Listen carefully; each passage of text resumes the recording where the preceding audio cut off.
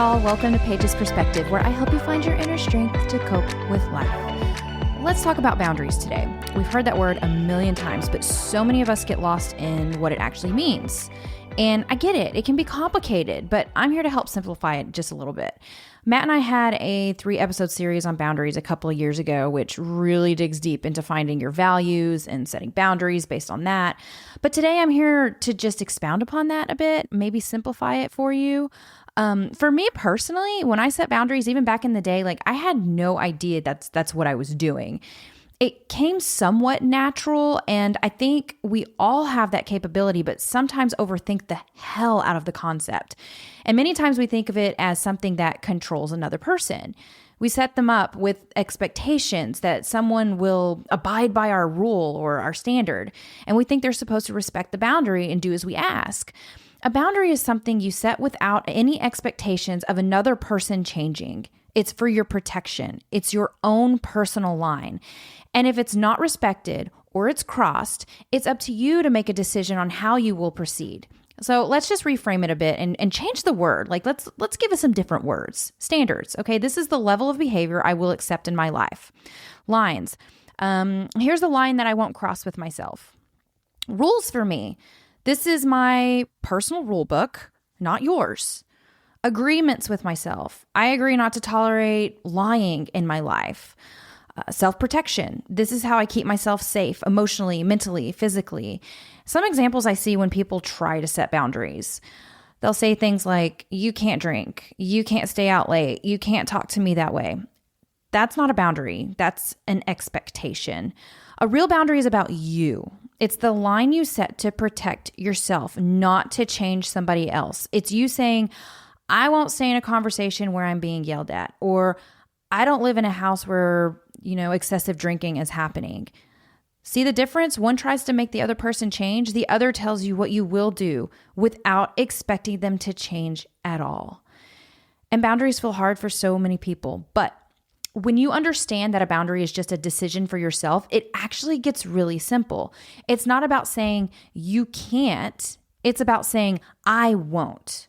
It's changing that. It's putting the power back into your hands and not focusing on what the other person needs to be doing. I know it's scary because we may think, well, damn, if they don't respect my boundaries, I have to make some really tough decisions. Yeah, that's true. However, if we shift our perspective and look at it as an empowering process, it may go a bit smoother. And yes, boundaries are painful sometimes. They force you to face the reality of what someone is, not who you wish they would be. It's about us, not them. All we can control is us. If we're setting boundaries or limits or standards, expecting them to change or respect them, then we're setting ourselves up for disappointment. Boundaries are the rules we follow. Nobody likes to be told what to do. So demanding someone to stop doing something is not a boundary. Look, we can ask people to not drink, use drugs, smoke, vape, dip, whatever, not be an asshole, but that doesn't mean that they have to. What it means is we have to ask ourselves what we will do if they don't respect our boundaries. Not lose our shit or use words. It's about action. Every boundary is a choice. Do I tolerate this? Do I walk away? Or do I change how I engage? Boundaries remind you that even if you can't control them, you're never powerless over you. If you don't want to be with someone who uses substances, you have to make a decision on how you want to proceed. You have a choice to tolerate it, leave, or shift your boundaries a bit. I have boundaries based on things that actually impact me. We've had a few posts in the community about vaping or smoking or whatnot and how they get really upset when their partner does these things. And typically they've stated what they expect from their partner. They have the standards, which is not to use a substance. And then they end up finding something that they don't agree with. They will find the vape, they will find the cigarettes, and they get really upset, which is completely understandable. For me, though, it isn't the substance that I'd be upset about. It's the behavior of lying, which goes against my value of honesty. So when Matt got sober, he was smoking cigarettes. Then he switched to vaping, then to dip, then to nicotine gum, which he still uses and has for years. I'm not a big fan of smoking and vapes and dip and all those things, but I never told him not to do it. For me, it's about how something affects me when it comes to boundaries. The nicotine doesn't affect me. Plus, he was very honest with me while he did those things. It wasn't in secret, and I accepted the fact that he needed a vice because he was going from taking 60 plus pills a day, plus drinking heavily, plus other substances, to no substances at all. Cigarettes I could deal with at the time. And I knew he wouldn't continue doing it forever. The other substances actually affected me because of the behaviors that went along with them. These are the battles that I choose. If it isn't affecting me or the kids, do what you want.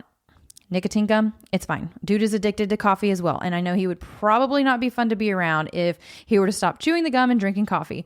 I just don't care about those things. Boundaries are for me though. If these things personally bother you, you have a decision to make. This all goes along with expectations.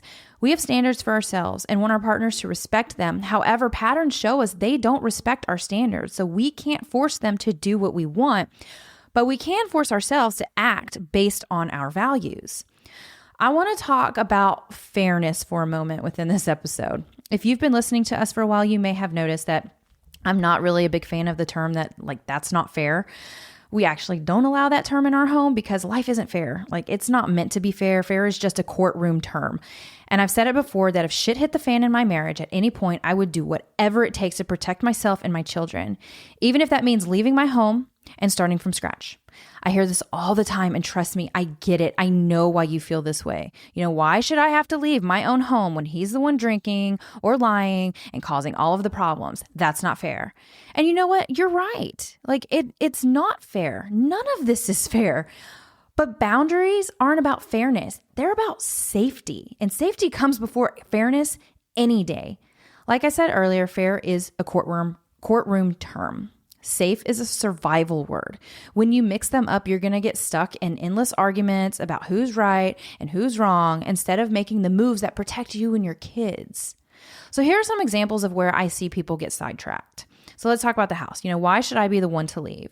Well, because your safety matters more than, making things fair. Maybe you have your dream home and don't want to give it up. I get it. But again, I'll do whatever it takes to keep my kids safe and myself. That is priority. Not my home, not my dream home. There are sacrifices to be made when we set boundaries and protect ourselves. That is the reality of life. It doesn't have to be a bad thing. This can actually be a very empowering process if we look at it in a way of protecting ourselves and prioritizing the things that actually matter in life. So another example where people get sidetracked would be finances. Why some people may say, why should I struggle when he's the one blowing all the money? Well, because waiting for him to change doesn't refill your bank account. Finances were a huge issue in our marriage towards the end of his addiction and where I was beginning to draw the line. He was spending a large amount of money every week on drugs, lying to me about where the money was going. We had fights constantly, and he always promised to do better, but that was just to get me off his back. He wasn't listening to me. So I had to start making decisions for myself and our daughter. I wasn't going to wait for him to change, so I was detaching and planning my moves in my head to get the hell out. I did get lucky and he got help before I decided to take action, but I knew I wasn't going to live that way forever because it went against my values. And I started to lower my expectations of him changing since his pattern kept showing me he was spending money we didn't have. Another part where people might get sidetracked is family events. They may say something like, why should I change my family plans when he's the one who acts like a fool? That's not fair. Let's say that you have a family gathering coming up and you think you should be able to go together and your partner should be able to act appropriately. However, patterns have shown that they will not, in fact, act appropriately. So you have to make a decision. 1, go as a family and let him act a fool. 2, everyone stay home and miss out on an important event. Or 3, go without your partner. Fair says that I shouldn't have to go without him. Safe says, I can still go just without him. It may not be what you want, but it protects your values and allows you to do what you want without worrying about his actions. Arguments. We might question, why should I walk away from a fight when they're the one yelling and causing all the problems? Because you don't win anything by staying in it and arguing with someone who is unable to have an adult conversation. Again, the patterns have shown you that engaging doesn't change a thing if someone is in active addiction or not emotionally mature. It's about living by your values and staying safe instead of making things fair. Like I said earlier, for me, I'd get out even if it meant starting from scratch. I'm not going to sit in chaos waiting for him to change or try to force him to leave. My boundary is simple. I will do whatever I need to do to protect myself and my kids. Because the truth is, boundaries aren't about making things fair. They're about making life safe for you. So here's the question for you. Are you setting boundaries to try to change someone, or are you setting boundaries to protect yourself? That one shift is going to change everything. Head to the Facebook community to discuss. And also, we are still offering 75% off of our program using code Wheelie75, and we allow monthly payments for that if you can't pay price. If you can't pay the full price, if you want to dig more into your healing, learn about boundaries even deeper, discover self-care options, communication tips, relationship evaluation, and so much more, check out the program Independently Strong. You can go to twfo.com or independentlystrong.com for more info. Our program is self-paced, designed with a licensed therapist, and you get a community support call every Wednesday with others going through it. You do not have to navigate this alone. So, ask your questions. Ask the questions about boundaries. Are you trying to change someone? Are you making rules for them, or are you making rules for yourself? Please go discuss it, journal it, talk about it. We've got you. That's all I have for this week. Until next time, I'm Paige. Bye.